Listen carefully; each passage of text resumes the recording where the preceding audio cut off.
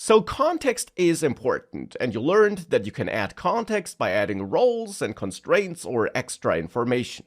Using this basic strategy and keeping those core elements that make up prompts in mind will often lead to great results. But no matter how good the results are, the initial result, the first result you get from ChatGPT, might not be exactly what you're looking for.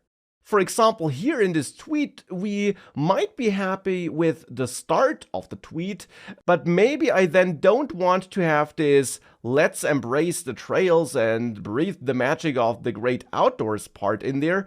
Maybe I instead want to add a personal note, a personal touch to this tweet, and maybe I also want to encourage my target audience, the people who read the tweet, to share what they think about hiking. And whilst you still might want to change some parts of that final response, which, by the way, is something I absolutely would recommend, because ChatGPT can be a great starting point, but you should always take a critical look at the results it gives you and fine-tune them as needed for your specific use case. But whilst you can do all of that, using follow-up messages and taking advantage of the fact that you're dealing with a chat, where ChatGPT will take all messages into account, not just your latest message, can lead to better results and therefore better starting points for your finishing touches.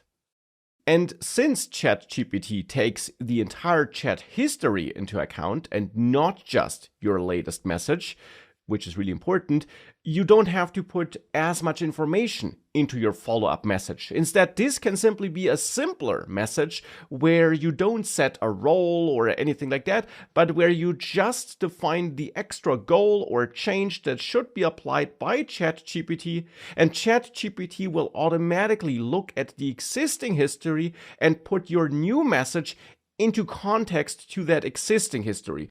So it will connect the new message with that existing history. And that's, of course, a super powerful feature which allows you to use ChatGPT in a highly efficient way. Therefore, you also don't have to get that initial prompt 100% right. You don't have to come up with the perfect initial prompt. Instead, you can refine the response and the result over time by sending follow-up messages. And that is absolutely something you should be aware of because it is a key ChatGPT feature. It's called ChatGPT after all, and not one message GPT or something like this.